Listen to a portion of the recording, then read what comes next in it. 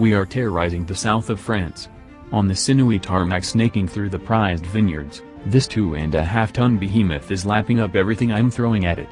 My co-driver and I are gobsmacked by the way it's devouring the corners, like raging teenagers devouring Dodger bombs on a Friday night out. The V8 snarls through the crackling side exit exhausts, the speeds rise and fall as this 585 horsepower skyscraper continues to defy the laws of physics.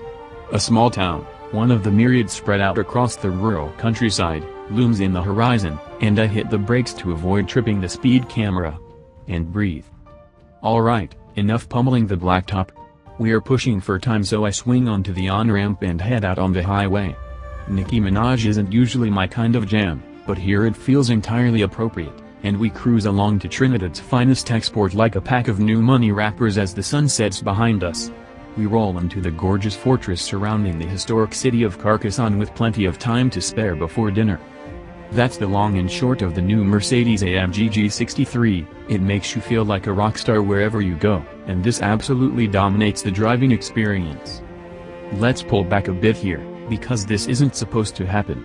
When Mercedes-Benz drew up the G-Class as an indestructible go-anywhere military vehicle, at the behest of the Shah of Iran, no less, nearly 40 years ago, not one person would have expected it to end up with a thumping great V8 at the front, swaths of leather in the middle and the letters A, M and G at the back. But such was the demand from Americans suffering from 8-cylinder fever, and Affalterbach's desire to fettle everything with a three-pointed star at the front, that the G55 AMG came into being in 1999, thus kicking off a weird dynasty of go-faster Geländewagens that stretches until today. This year is a particularly important one for the G-Class, as it gets a full roof-to-tires makeover for the very first time. It may not look like it, but Stuttgart has started with a clean slate, so all new really means all new here. Indeed, you can count the number of parts carried over from its illustrious predecessor on one hand, the headlight washer nozzles, the door handles and the outside spare wheel cover. That's literally it. Break out the measuring tape and the numbers are commensurate with this assertion. The new model is 109 mm longer, 64 mm wider and 15 mm taller than before.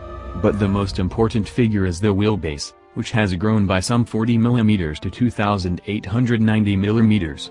Mercedes claims this offers better legroom, shoulder room and elbow room, with rear passengers in particular receiving a generous 150 mm of extra knee space. But those figures only tell half the story.